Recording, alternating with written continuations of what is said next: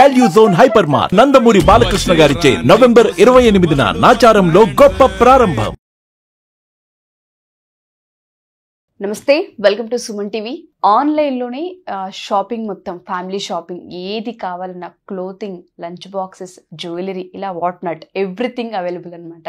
మనం shopping mall బయట చూస్తూ ఉంటుంటాం, కానీ ఆన్లైన్లో ఫ్యామిలీకి కావాల్సిన ప్రతి ఐటెం కూడా ఆవిడ ఎలా సేల్ చేస్తున్నారు, అసలు ఐడియా ఎలా క్రియేట్ అయింది, అండ్ దాంతోపాటు పెట్టుబడి ఎంత పెట్టారన్న విషయాలు పూజిత గారిని తెలుసుకుందాం.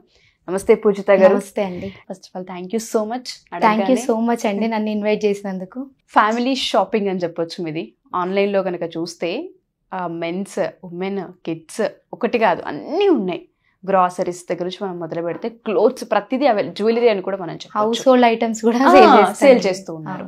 ఫస్ట్ ఆఫ్ ఆల్ ఈ ఐడియా ఎలా క్రియేట్ అయింది, సక్సెస్ అవుతుందని ఎలా హోప్ క్రియేట్ అయింది? యాక్చువల్లీ నాకు స్టార్టింగ్లో అయితే సక్సెస్ అవుతానని అయితే అస్సలు లేదండి హోప్. ఇంట్లో ఖాళీగా ఉంటున్నాను, బాబు పుట్టాడు. అంటే బాబు పుట్టక ముందుకు ట్యూషన్స్ చెప్పేదాన్ని. సో మంచి ఇన్కమే వచ్చేదండి ట్యూషన్స్లో. ఓకే. సో ఇంటర్ వాళ్ళకి, బీటెక్ వాళ్ళకి చెప్పేదాన్ని. నేను యాక్చువల్లీ పోస్ట్ గ్రాడ్యుయేషన్ కంప్లీట్ అయింది, ఎంటెక్ కంప్లీట్ అయింది. సో మంచి అంటే ఎడ్యుకేషన్ వరకు మంచి ఉందండి నాకు. సో ట్యూషన్స్ స్టార్ట్ చేశాను, మంచి ఇన్కమ్ కూడా బాగానే ఉంది ట్యూషన్స్లో. బట్ బాబు పుట్టాక ఏంటంటే బాబుతో ఇబ్బంది అవుతుంది ట్యూషన్స్ చెప్పడం. సో ఏదో ఒకటి చేయాలి, ఇంట్లో ఖాళీగా కూర్చోవడం అంటే ఏం చేయలేం కదా. అంటే వేరే వాళ్ళని అడగొద్దు మనీ అనేది, మనది మనమే ఏం చేసుకోవాలి ఎంతో అంత అనుకున్నాను. చాలా సర్చ్ చేశాను ఏం చేయొచ్చు ఇంట్లో ఉండి అని. సో డేటా ఎంట్రీ అని అదే చాలా అనుకున్నాను, ట్రై చేశాను, బట్ ఏది వర్కౌట్ అవ్వలేదు. సో లాస్ట్కి రీసెల్లింగ్ అని అప్పుడే ట్రెండ్ అవుతుందండి 2018లో. అప్పుడే చాలామంది అంటున్నారు రీసెల్లింగ్ అని. వర్డ్ అంటే ఏంటి అసలు, యూట్యూబ్లో బ్యాక్గ్రౌండ్లో చాలా సర్చ్ చేశాను. ఓకే, రీసెల్లింగ్ అంటే వేరే వాళ్ళ దగ్గర తీసుకొని మనం అంటే మ్యానుఫ్యాక్చర్స్ టైఅప్ అయ్యి మనం సేల్ చేయొచ్చు. ఓకే అని సర్చ్ చేశానండి. మ్యానుఫ్యాక్చర్స్ తెలిసిన వాళ్ళని అలా సూరత్ నుంచి అండ్ జైపూర్ అంటే ఆల్ ఓవర్ ఇండియా నుంచి చాలామంది సెల్లర్స్ అయితే ట్రస్టెడ్ తీసుకున్నాను. ఓకే, మ్యానుఫ్యాక్చర్స్ వచ్చారు, మరి కస్టమర్స్ కావాలి. మెయిన్ మనకు ఎవరు తెలీదు, అంటే ఫ్రెండ్స్ సర్కిల్ అంతగా లేదు నా దగ్గర. సో ఎలా అంటే నెక్స్ట్ కస్టమర్స్ లేకపోతే మ్యానుఫ్యాక్చర్స్ ఉండి కూడా వేస్ట్ కదా నాకు.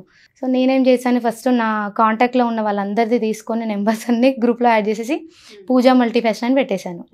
డైలీ శారీస్ పోస్ట్ చేయడము, ఎగ్జిట్ అవ్వడం. ఒక 500 మెంబర్స్ని యాడ్ చేశాను. డైలీ ఒక్కొక్కరు ఎగ్జిట్ అయిపోవడం వచ్చారు గ్రూప్లో నుంచి. మెయిన్ మళ్ళీ తిట్టడము, నా పర్మిషన్ లేకుండా మీరు ఎలా యాడ్ చేశారు అని. అలా ఒక 10 daysలో లాస్ట్కి నేను ఒక్కదాన్నే ఉన్నానండి, ఎవరు లేరు. మా హస్బెండ్ ఏమన్నారు, వేరేలాగా ఆలోచించు, ఎందుకు స్టెప్ అయితే వేసావు, ఇంకా వేరే డిఫరెంట్గా ఆలోచించు. కస్టమర్స్ అంటే ఇప్పుడు మన సర్కిల్ ఉన్న వాళ్ళకే కాదు కదా, సోషల్ మీడియాలో చాలా ఉంటాను అని చెప్పారు. సో తనే నన్ను ఎంకరేజ్ చేసి, ఇన్స్టాగ్రామ్ నువ్వు ఫస్ట్ క్రియేట్ చేసుకో, నువ్వు ఇక్కడ పెడుతున్నావు కదా పోస్టులు, ఇక్కడ పెడితే వేరే వాళ్ళకి ప్రాబ్లం అవుతుంది, నువ్వు ఇన్స్టాగ్రామ్లో పెట్టేసుకో, ఏదో ఒక రోజు సక్సెస్ వస్తుంది అన్నారు. సో అలా స్టార్ట్ చేశాను. కంటిన్యూగా ఒక 10,000 పోస్టులు వేశానండి. డైలీ ఒక 6 hours కూర్చున్నాను బాబు ఇన్స్టాగ్రామ్లో. 10,000 పోస్టులు వేశాక ఓకే, అసలు ఏం ఆర్డర్స్ రావట్లేదు. ఎవరో ఒకరు తెలిసిన వాళ్ళు వీక్లీ 10 daysకి ఒక ఆర్డర్ ఎంత వస్తాయండి, ఒక ఆర్డర్కి వచ్చేసి 100 to 150 రూపీస్. ఓకే. సో మా ఫ్రెండ్స్ అనేది ఎందుకు చేస్తున్నావు, వేరే ఇంకేమైనా చూసుకోవచ్చు కదా అని.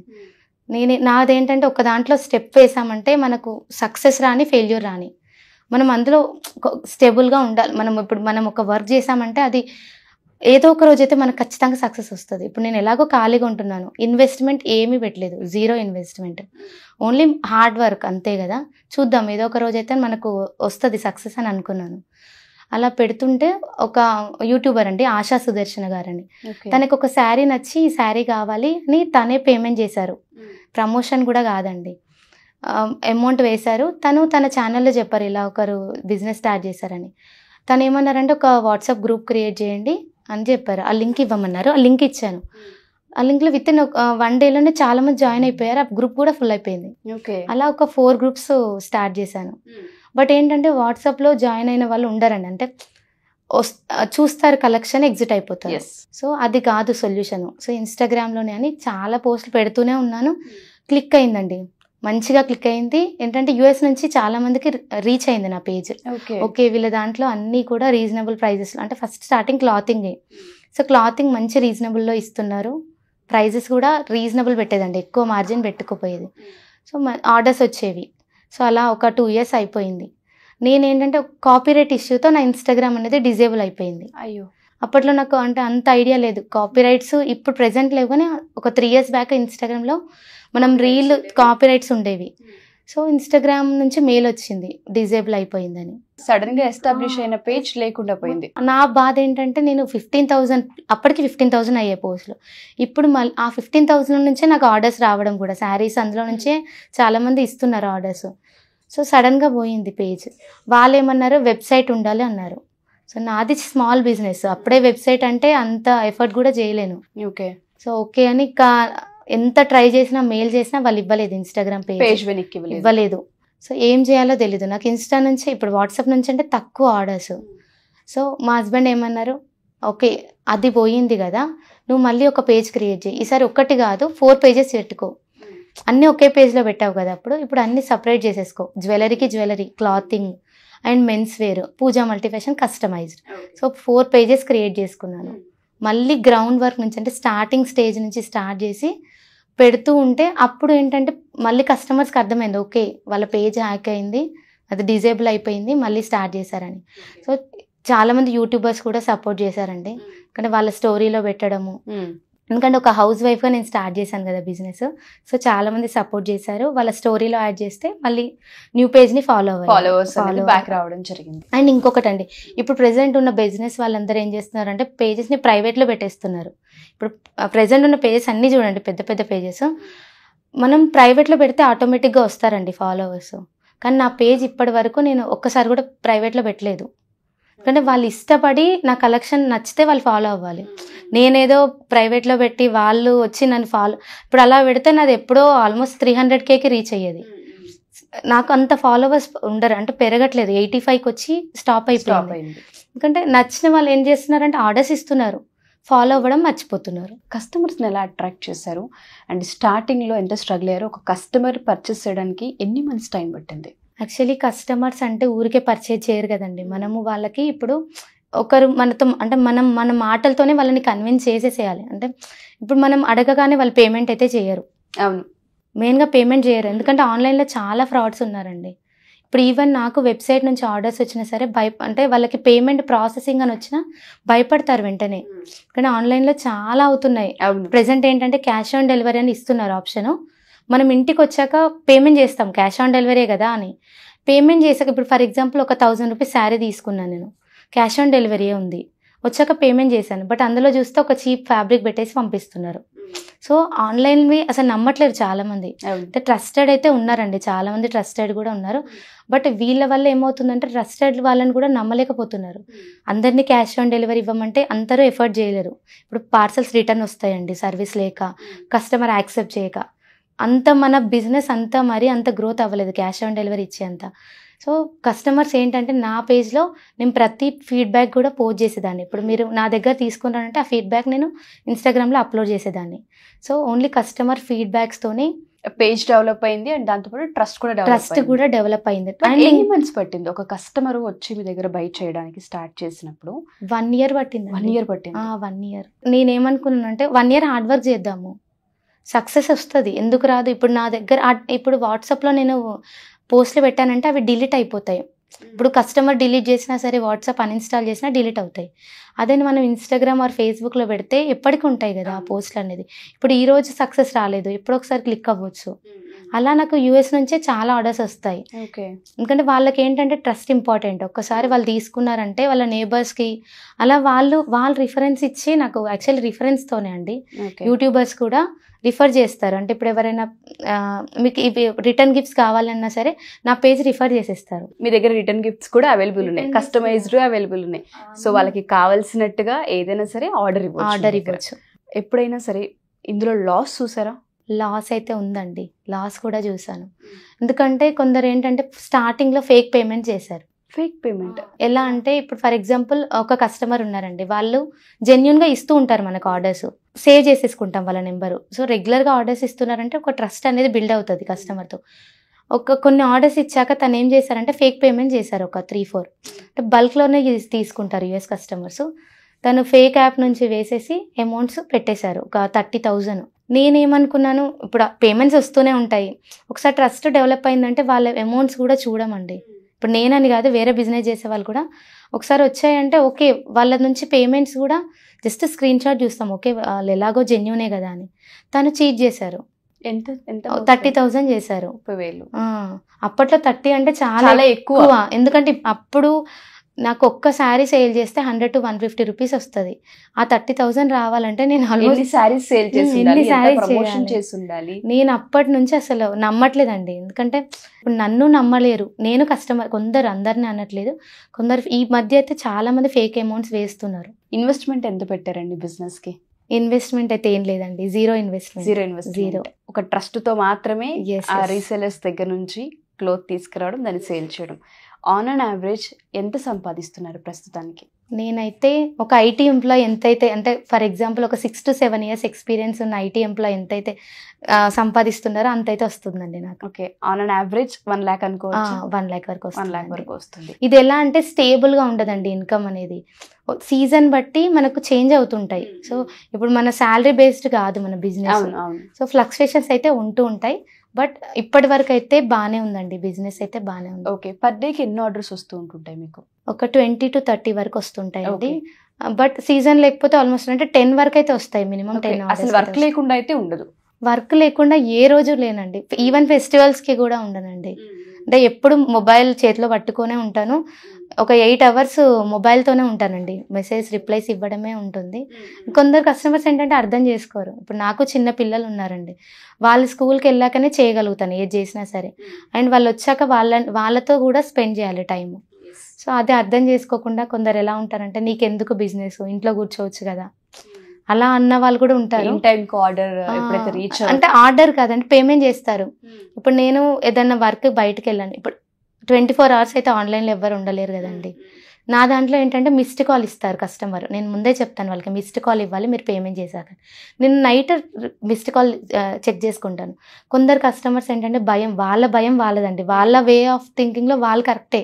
ఎందుకంటే పేమెంట్ చేశాక ఇప్పుడు అమెజాన్, ఫ్లిప్కార్ట్లో ఎలా అంటే వాళ్ళు ఆర్డర్ చేసుకుంటారు, ఆర్డర్ కన్ఫర్మ్ అవుతుంది. కానీ మా పేజెస్లో ఎలా అంటే మేమే ఆర్డర్ కన్ఫర్మ్ చేయాలి. సో ఇవి ఎక్కువ అంటే నాకు పేమెంట్స్ వస్తుంటాయి, నేను చూడలేకపోతున్నానండి, అన్ని ఎంక్వైరీస్ చేయలేకపోతున్నాను. ఓకే, నేనేమనుకున్నాను ఎన్ని ఎంక్వైరీస్ నేను ఒక్కదాన్ని హ్యాండిల్ చేయలేకపోతున్నాను. రీసెలర్స్ కూడా ఉన్నారు నా దగ్గర, మీ దగ్గర ఎంప్లాయీస్ కూడా ఉన్నారు. వాళ్ళు ఎలా అంటే నా దగ్గర ఇప్పుడు నేను డైరెక్ట్ మ్యానుఫ్యాక్చర్స్ అండి, నాకు మిడిల్లో ఎవరు లేరు, థర్డ్ పార్టీ ఎవరు లేరు. సో నాకు రీజనబుల్ ప్రైస్ వస్తుంది. ఓకే, ఎక్కువ ప్రాఫిట్ పెట్టుకోకుండా ఇస్తాను రీసెలర్స్కి, వాళ్ళు సేల్ చేసుకుంటారు, ఆర్డర్స్ ఇస్తారండి నాకు. సో నేను ఎలా చేస్తున్నానో నా కింద ఇంకా ఒక 10 to 15 members వరకు వర్క్ అయితే మీరు ఇవ్వడం జరిగింది ప్రస్తుతం. వాళ్ళు మినిమం 20 to 25,000 ఎర్న్ చేస్తున్నారు మంత్లీ. వాళ్ళు కూడా నా దగ్గర అంటే 4 years అవుతుంది, రెగ్యులర్గా ఇస్తారు వాళ్ళ ఆర్డర్స్ కూడా. Okay, great. అండ్ దాంతోపాటు పోస్ట్ గ్రాడ్యుయేషన్ ఫినిష్ చేసిన మీరు ఎందుకు ఇటువైపు టర్న్ అయ్యారు అండ్ రీజన్ ఏంటి? బిజినెస్ వైపు ఎందుకు రావాలి అనుకున్నారు అసలు? ఫస్ట్ బాబు పుట్టాక 1 year గ్యాప్లోనే ఇంకో బాబు కూడా అండి. సో ఇద్దరిని ఎవరు అంటే ఇటు ఇన్లాస్ ఎవరు సపోర్ట్ లేదు మాకు. సో నేనే హ్యాండిల్ చేయాలి. మా హస్బెండ్ అంటే తన ఆఫీస్కి వెళ్తారు. సో ఇంట్లో ఉండి పిల్లల్ని వదిలేసి డే కేర్లో అది నాకు ఇంట్రెస్ట్ లేదండి. ఇప్పుడు నాకు యాక్చువల్లీ గవర్నమెంట్ జాబ్ కూడా వచ్చింది ఈసీఐఎల్లో. సో వెళ్ళాలంటే వెళ్ళొచ్చు, బట్ నాకేంటంటే ఇంట్లో ఫస్ట్ ప్రిఫరెన్స్ వచ్చేసి పిల్లలే, దాని తర్వాతే నా కెరియర్. యాక్చువల్లీ నా కెరియర్లో నేను ఏమనుకున్నానంటే మంచిగా ఒక సాఫ్ట్వేర్ ఇంజనీర్గా అసలు సెటిల్ అయిపోవాలి అనుకున్నాను. అలానే మంచి హార్డ్ వర్క్తో నాకు ఇంటర్లో కూడా డిస్ట్రిక్ట్ టాపర్ని. ఓకే, సో బీటెక్, ఎంటెక్ కూడా మా హస్బెండే, అంటే మ్యారేజ్ అయిపోయాకే తనే చదివించారు. ఓకే, సో తన సపోర్ట్ వల్లే ఈరోజు ఈ స్టేజ్లో ఉన్నాను. సో అనుకున్నాను జాబ్ చేయాలి అనుకున్నాను, బట్ పిల్లలు ఉన్నారు. ఓకే, ఇంట్లోనే ఉండాలి, అటు ఇన్కమ్ రావాలి, అది కూడా ఒక సాఫ్ట్వేర్. నేను అనుకున్నాను కదా నా డ్రీమ్ సాఫ్ట్వేర్ అని. సో వాళ్ళకి ఎలా వస్తుందో ఇంట్లో కూర్చున్న నాకు అలానే రావాలి, వాళ్ళకి ఈక్వల్ గా రావాలి. ఇంకేమనంటే వాళ్ళకంటే ఎక్కువ రావాలి నాకు. పిల్లలు పక్కనే ఉంటారు. ఇప్పుడు నేను చేసేది ఏం లేదంటే ఓన్లీ మొబైల్తోనే కదండి, నా వర్క్ అంతా మొబైల్తోనే. వాళ్ళు స్కూల్కి వెళ్ళాక ఇప్పుడు హ్యాండ్ స్టాక్ కూడా ఉంటుంది ఇంట్లో. సో మార్నింగ్ వెళ్తారు వాళ్ళు, 3:40కి వస్తారు. సో అప్పటి వరకు అయితే నేను ఖాళీయే కదా. అప్పుడు ఏం చేస్తానంటే కొరియర్స్ డిస్పాచ్ చేయడం అవి చేస్తాను. ఈవినింగ్ పిల్లలు వచ్చాక కస్టమర్స్కి రిప్లైస్ ఇవ్వడం, వాళ్ళతో ఒక 1 hour స్పెండ్ చేసి రిప్లైస్ ఇవ్వడం. సో బయటికి వెళ్ళి చేయడం కంటే ఇంట్లో ఉండి చేయడం ఇది బెస్ట్ అని నాకు. అంటే అందరిని అనట్లేదండి, ఇప్పుడు అలాంటి ఫెసిలిటీ ఉన్న వాళ్ళు చేసుకోవచ్చు. ఇప్పుడు అందరు ఇదే బిజినెస్ చేయాలంటే చేయలేరు. సో సపోర్ట్ ఉన్న వాళ్ళకి ఓకే. బట్ నాలాగా సపోర్ట్ లేకుండా ఇంట్లో ఉండి ఏదో ఒకటి చేయాలనుకుంటే మాత్రం బెస్ట్ అండి. ఎవరైనా బిజినెస్ చేయాలనుకున్నా స్టార్ట్ చేయొచ్చు. బట్ ఏంటంటే ఎవరో ఏదో అన్నారని ఎన్నో అంటారండి ఈ బిజినెస్లో. ఇప్పుడు ఆర్డర్ ఇన్ టైంలో రాలేదు, వాళ్ళు ఏమంటారు, స్టేషన్లో కంప్లైంట్ ఇస్తామంటారు. మీరు ఫేస్ చేస్తారా? చేశానండి. ఇప్పుడు రీసెంట్గా కూడా ఇప్పుడు ఫ్లడ్స్ వచ్చాయి కదా విజయవాడలో, ఆర్డర్స్ ఏమయ్యాయంటే వాళ్ళు ఆర్డర్ చేసి కూడా 10 days అయిపోయింది. వినాయక చవితి ఆర్డర్స్ రేపే ఉంది. వాళ్ళు ఆర్డర్ చేసిన కస్టమైజ్డ్ టీ-షర్ట్స్ అన్ని విజయవాడ హబ్లో ఉన్నాయి. కస్టమర్స్ కొందరు అర్థం చేసుకుంటున్నారు, ఎందుకంటే అక్కడ సిచ్యువేషన్స్ వాళ్ళకే తెలుసు, మనకంటే ఎక్కువ వాళ్ళకే తెలుసు. కొందరు ఎలా ఉంటారంటే నేను స్టేషన్లో కంప్లైంట్ ఇస్తాను, మీ దగ్గర ఆర్డర్ చేసి 15 days అయింది, నేను ట్రాకింగ్ డీటెయిల్స్ అన్నీ ఇస్తాను. వాళ్ళు ఏంటంటే మీది రెస్పాన్సిబిలిటీ అంటే మీరైనా వచ్చి ఇవ్వాలి, అది మీ రెస్పాన్సిబిలిటీ అలా ఉంటారు. అంటే కంప్లైంట్ ఇస్తాను, నేనేమని చెప్తాను, నేను అంత నేను జెన్యున్గా చేస్తున్నాను, మీరు ఎవరికైనా కంప్లైంట్ చేసుకోండి, నాకు ఏం ప్రాబ్లం లేదు. నేనేమైనా మిస్టేక్ చేస్తే నేను రీఫండ్స్ ఇస్తాను, ప్రాబ్లం లేదు. బట్ అది మన హ్యాండ్లో కాదు కదా, ఫ్లడ్స్ వస్తాయని మనము అనుకోలేదు, మనం ఎక్స్పెక్ట్ చేయలేదు. అది కూడా కొందరికైతే రీఫండ్స్ కూడా ఇస్తానండి నేను. ఎందుకంటే కస్టమర్స్ కొందరు ఎలా అంటే చెప్తారనమాట, మా హస్బెండ్ ఇంట్లో తిడుతున్నారండి, నేను తీసుకున్నాను, ఆర్డర్ లేట్ అవుతుంది, అలాంటి వాళ్ళకి రిటర్న్ పెట్టేసుకుంటాను. అండ్ ఇంకొకటి, అన్నీ అయితే పాజిటివ్ ఉన్నాయని అయితే నేను చెప్పలేనండి. ఈవెన్ అమెజాన్, ఫ్లిప్కార్ట్లో కూడా మనం కింద రివ్యూ చూస్తే 50% పాజిటివ్ ఉంటాయి, 50% నెగిటివ్ ఉంటాయి. సో నాలో కూడా నా బిజినెస్లో కూడా ఓన్లీ పాజిటివ్ ఉన్నవని అయితే చెప్పలేను. నా దగ్గర కూడా మిస్టేక్స్ ఉంటాయి. ఇప్పుడు మనం మనుషులం కాబట్టి మిస్టేక్స్ అయితే కామన్.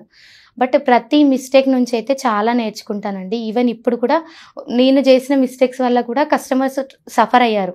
బట్ వాటినైతే నేను 99% రెక్టిఫై చేసుకుంటాను. ఫర్ ఎగ్జాంపుల్, ఒక ఆర్డర్ ఇచ్చారనుకోండి, ఆ ఫోటో బదులు నేను వేరే ఫోటో, అంటే వేరే కస్టమర్ ఫోటో మిస్టేక్లా వచ్చిందనుకోండి, రీఫండ్ చేసేస్తాను.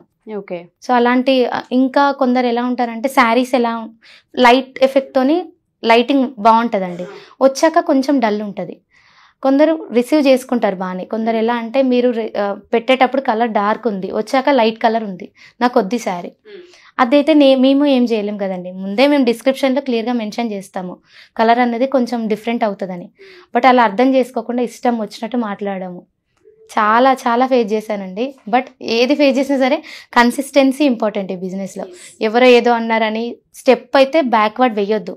ఒక్కసారి మనం ఈ బిజినెస్లోకి ఎంటర్ అయ్యామంటే ఏ సిచ్యువేషన్ అయినా ఫేస్ చేసేలాగుంటే మంచిగా settle అవ్వచ్చండి.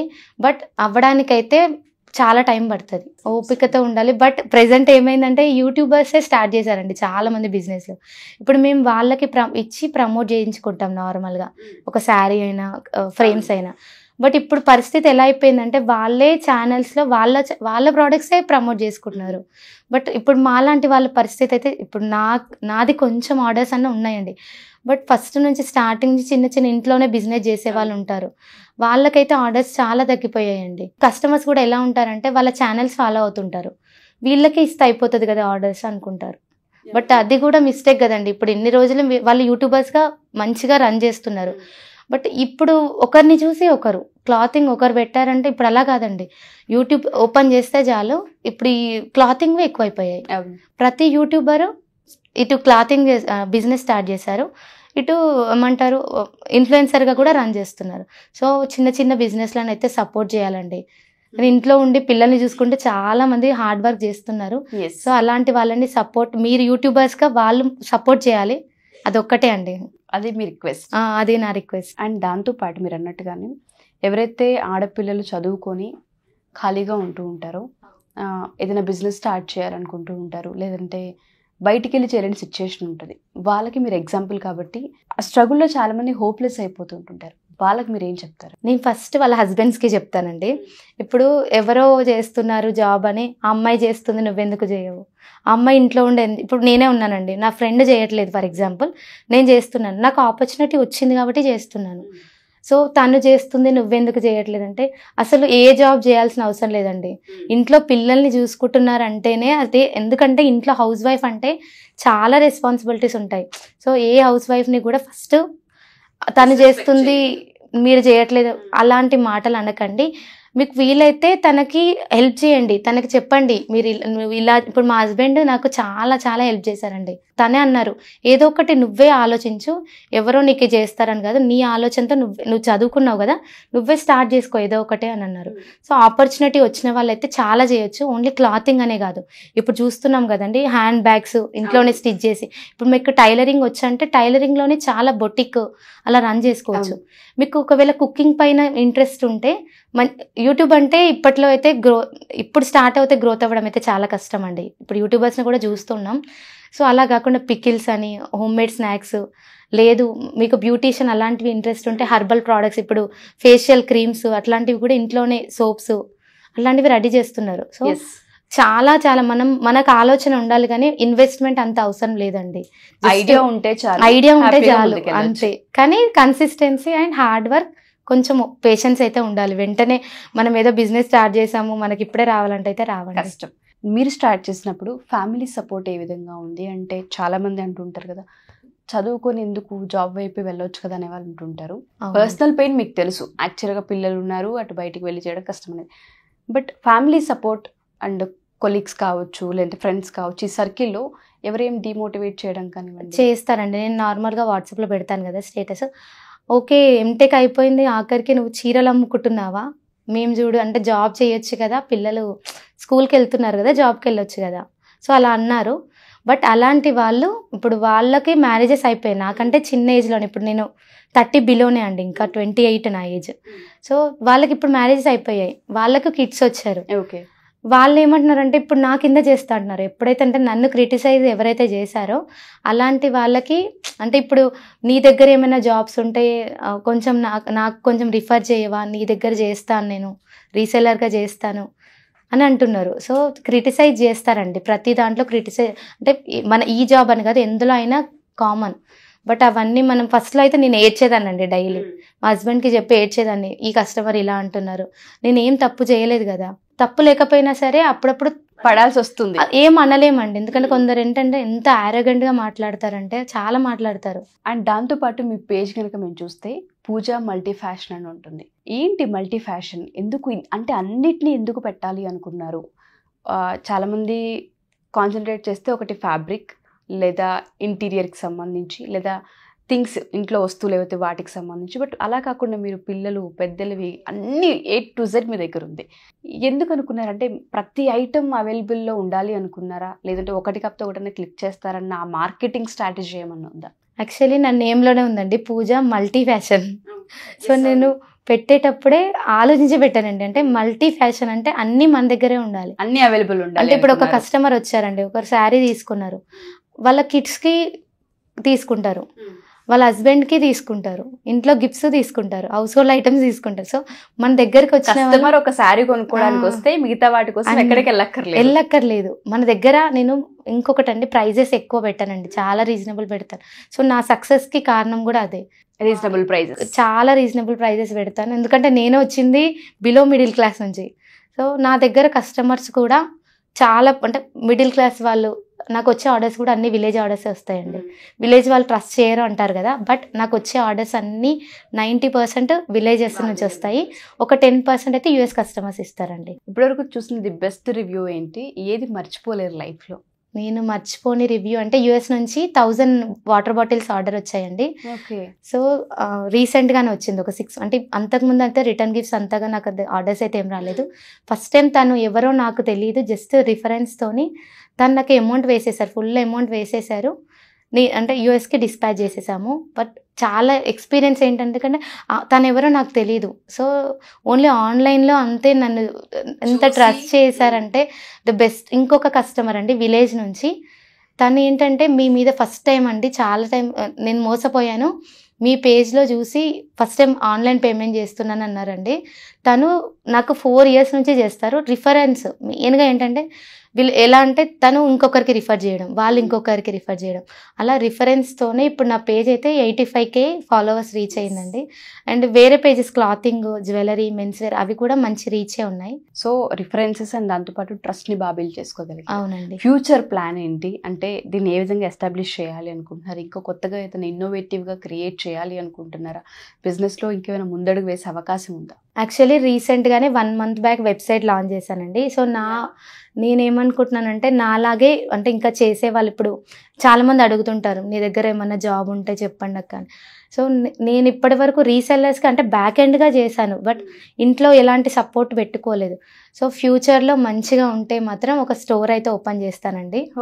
So own store, customized items only. అంటే నాలాగా చేసే వాళ్ళు ఇంట్లో ఉంటారు కదండి, వాళ్ళకైతే ఖచ్చితంగా ఎంప్లాయ్మెంట్ ఎంతో అంత అయితే నేను ఫేస్ చేశాను కదండి, నాకు తెలుసు ఈ స్ట్రగుల్స్ ఎలా ఉంటాయి. నేను ఇంట్లో ఖాళీగా కూర్చున్నానంటే ప్రతి ఒక్కరికి లోకువే. ఇంట్లో కూర్చుంటున్నావు, ఏం చేస్తున్నావు మార్నింగ్ నుంచి ఈవినింగ్ వరకు, అలా అనేవాళ్ళు చాలా మంది ఉంటారు. సో అలా నా వంతు నాకు చుట్టుపక్కల ఉన్న వాళ్ళకి ఎవరికో ఒకరికి హెల్ప్ చేద్దామని, అంతే అండి. గ్రేట్ అండి. అసలు ఎంప్లాయ్మెంట్ ఆపర్చునిటీ ఇవ్వాలి అన్న థాట్ రావడమే గ్రేట్ ఐడియా. అండ్ దాంతోపాటు అసలు దీనిలో ఎటువంటి నాలెడ్జ్ లేదు, నాకు అసలు యూట్యూబ్ అంటే ఏంటో తెలియదు, సోషల్ మీడియా అంటే ఏంటో తెలియదు అన్న మీరు ఇవాళ సోషల్ మీడియాలో ఒక ఇన్స్టాగ్రామ్ పేజ్తో మల్టీ ఫ్యాషన్ అంటే ఎవ్రీథింగ్ కావాల్సిన ప్రతి ఐటెంని కూడా అందుబాటులోకి తీసుకొచ్చారు. కస్టమర్కి ట్రస్ట్ని బిల్డ్ చేసుకోగలిగారు. All the best. నిజంగా ఇటువంటి కస్టమర్స్ని గ్రాప్ చేయాలన్న, ట్రస్ట్ని పొందాలి అనుకున్నా అది చిన్న విషయం కాదు, అది బిగ్గెస్ట్ అచీవ్మెంట్ లైఫ్లో. ఇలాగే పేజ్ ఇంకా డెవలప్ అవ్వాలని, మల్టీ ఫ్యాషన్ స్టోర్గా అది త్వరలో కన్వర్ట్ అవ్వాలని సుమన్ టీవీ కూడా ఖచ్చితంగా మీ స్టోర్ని విజిట్ చేసి. ఇంకొకటండి, సుమన్ టీవీకి అయితే స్పెషల్ థ్యాంక్ యూ అండి. ఎందుకంటే నా డ్రీమ్ యాక్చువల్లీ ఆ పేజ్ ఉన్నప్పుడే 50K ఫాలోవర్స్ వచ్చాక ఓకే సుమన్ టీవీని నేనే అప్రోచ్ అవుదాం అనుకున్నానండి. బట్ ఎప్పుడు అనుకునేదాన్ని సుమన్ టీవీ వాళ్ళే నాకే కాల్ చేయాలి. మా హస్బెండ్తో ఎప్పుడు అనేదాన్ని, ఎప్పుడైనా నాకు సుమన్ టీవీ వాళ్ళు కాల్ చేస్తారా, ఇంత చిన్న బిజినెస్ కదా నాకెందుకు చేస్తారులే అనుకున్నాను. But special thanks to Suman TV అండి. ఎందుకంటే చిన్న చిన్న బిజినెస్ని సపోర్ట్ చేయడం అంటే it's not a small thing అండి. మీరు చేసే సపోర్ట్ ఇలాగే ఇంకా చిన్న పేజెస్ని చాలా మందిని తీసుకురావాలని, అంతే. షూర్ అండి, డెఫినెట్గా. Thank you so much. మీకు కూడా ఆల్ ది బెస్ట్. ఏదైతే మీ డ్రీమ్ ఉందో అది ఫుల్ఫిల్ అవ్వాలని, ఎంప్లాయ్మెంట్ని తప్పకుండా క్రియేట్ చేయాలని కోరుకుంటున్నాను. థ్యాంక్ యూ పూజ గారు. థ్యాంక్ యూ సో మచ్ అండి.